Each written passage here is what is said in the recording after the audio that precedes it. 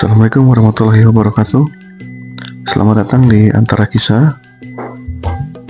Dan untuk video Antara Kisah kali ini, gue mau ngasih penjelasan ya, karena tadi kan lo udah lihat ya sebelum masuk ke video ini, setelah intro itu kan ada komenan tuh yang tentang masalah Prabu Siliwangi itu ya. Nah itu sebenarnya banyak komenan yang masuk ke sosial medianya Antara Kisah tentang komen masalah Prabu Siliwangi dan Pajajaran gitu kan. Tapi nah komenan ini yang menurut gua paling mencolok nih gitu. Dalam artian mencolok ini orang maksudnya nonton video gua atau enggak gitu. Jadi kok komennya paling beda sendiri di antara yang lain.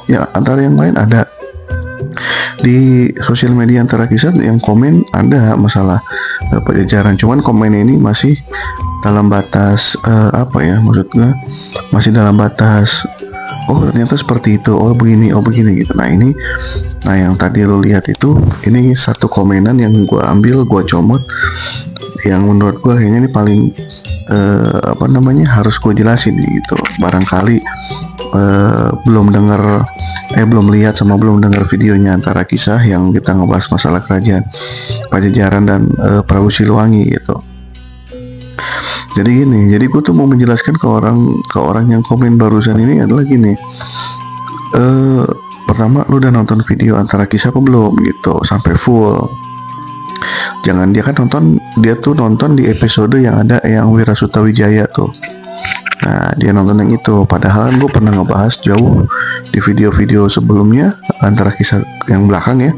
Gue pernah ngebahas masalah tentang Prabu Siliwangi, agamanya Prabu Siliwangi yang ketujuh. Gue bilang yang ketujuh, gue nggak bilang semua Prabu Siliwangi kan gitu. Makanya itulah gunanya kita lihat dulu setelah sebelum kita komen, kita lihat dulu ke belakang nih udah pernah dibahas atau belum. Jadi kita jangan sampai salah persepsi gitu. Nah di sini gue perjelas lagi begini, dalam artian gini. Kerajaan Pajajaran itu kan punya sosok raja ya. Jadi setiap kerajaan itu punya sosok raja. Nah kebetulan Pajajaran itu dinakodai oleh Prabu Siliwangi. Nah yang lo harus tahu, Prabu Siliwangi itu bukan nama pertama itu ya. Yang harus lo pahami dulu, Prabu Siliwangi itu bukan nama, tapi itu adalah gelar kehormatan untuk seorang raja yang memimpin kerajaan. Contoh, Prabu Siliwangi punya gelar lain adalah Sri Baduga Maharaja. Itu bukan nama. Sri Baduga Maharaja itu adalah masih gelar gitu. Jadi di setiap Prabu Siliwangi ini punya nama masing-masing gitu. Dan yang kalian harus tahu, Prabu Siliwangi yang memimpin kerajaan Pajajaran ini itu ada tujuh rajanya. Jadi Pajajaran ini memiliki Prabu Siliwangi 7. Nah yang pertama, yang kedua, yang ketiga, yang keempat, yang kelima ini antara 4 atau 5 ini masih menganut agama antara Hindu dengan Sunda Wiwitan. Cuman gue nggak ngebahas yang ini karena ini jauh terlalu belakang ya gitu. Gue ngebahas yang sudah muslimnya aja gitu.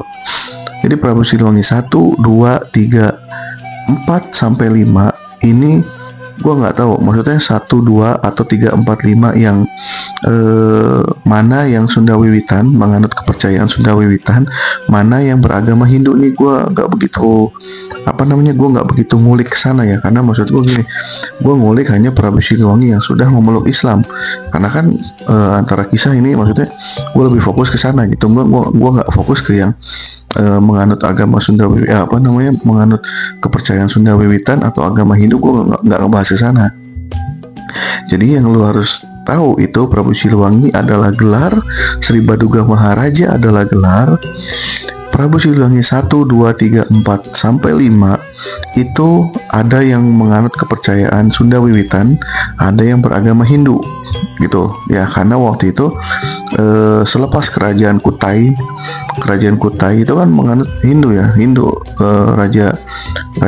rajanya kerajaan Kutai ini kan Hindu. Jadi waktu itu mayoritas Hindu, walaupun di beda benua di Arab itu Islam sudah masuk duluan, Islam sudah jauh dibanding agama Hindu gitu. Jadi ini untuk Indonesia gitu ya, gue bicara untuk Indonesia gitu. Nah, terus yang Prabu Siliwangi ke-6 dan ke-7 ini sudah menganut agama Islam, dan beliau Prabu Siliwangi 6 dan ke-7 ini adalah Muslim.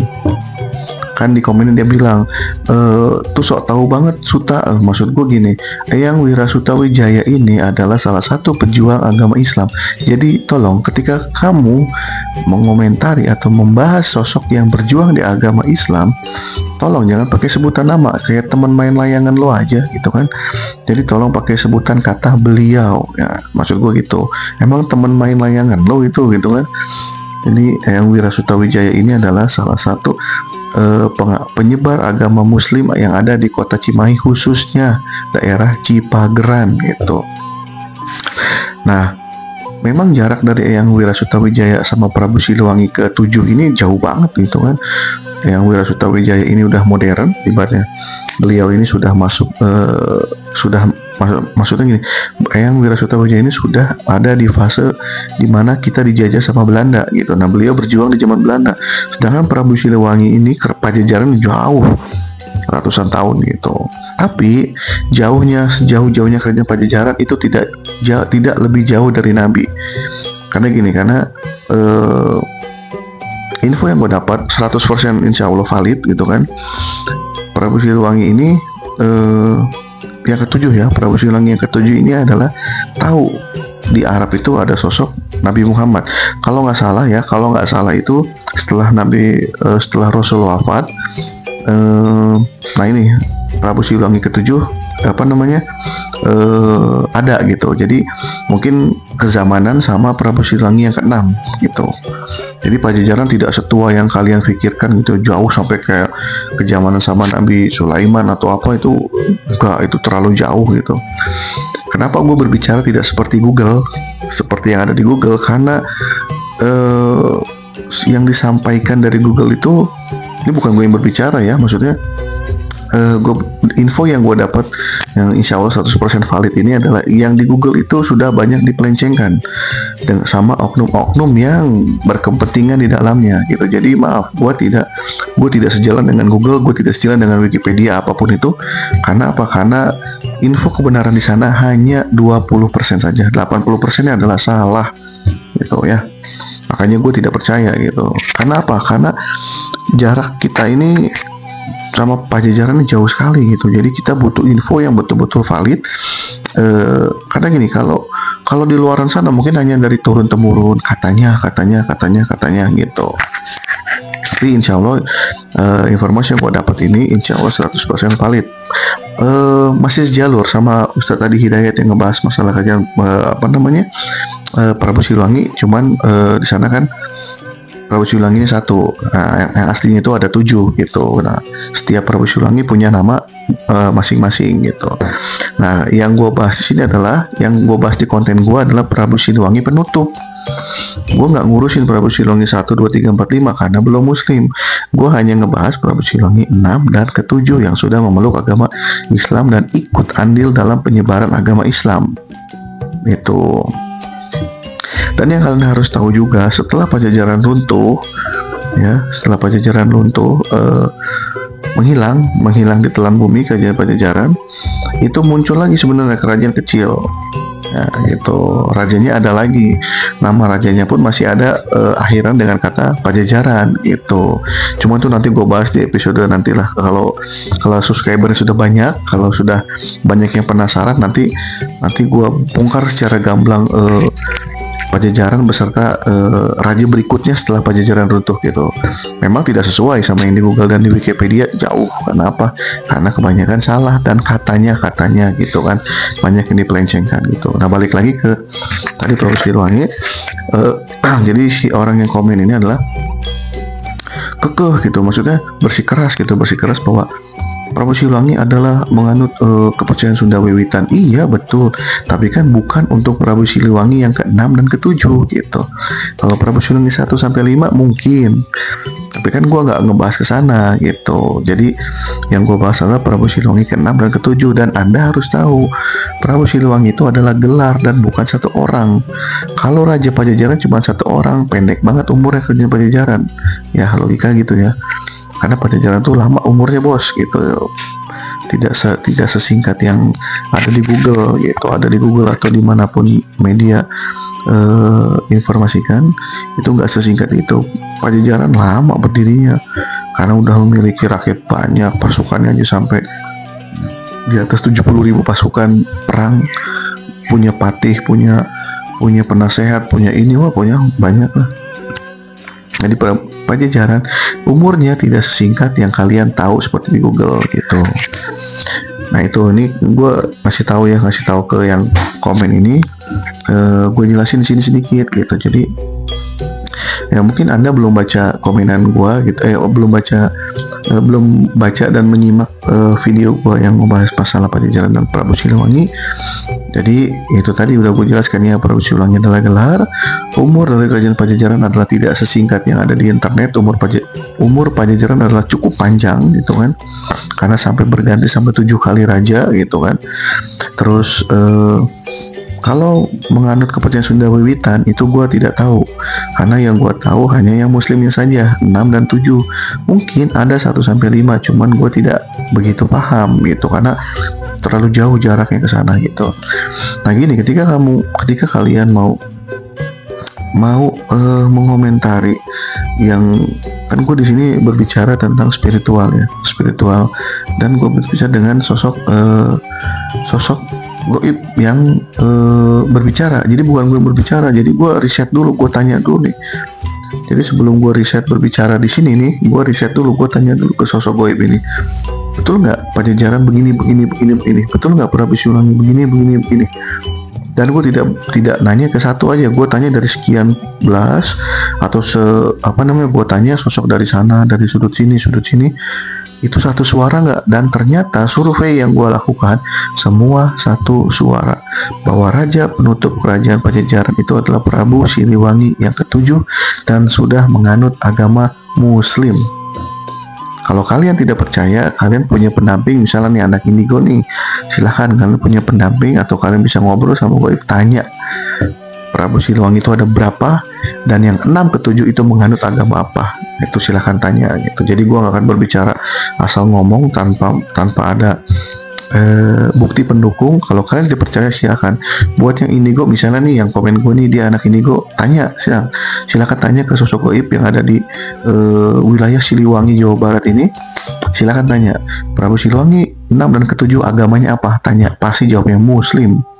Kan nggak perlu gue sebutin namanya ya, itu karena terlalu cepet lah kalau gue buka di sini Prabu Siliwangi ke-7 namanya siapa gitu kan, nama aslinya. Jadi atau kamu atau kalian punya sosok pendamping gitu, misalnya punya sosok pendamping, tanyakan ke pendamping kalian seperti apa kerajaan Pajajaran dan apa hubungannya Pajajaran dengan Sesar Rembang. Nanti dia akan jawab pasti satu suara sama yang gue bilang, bahwa raja penutup Pajajaran itu sudah Muslim gitu.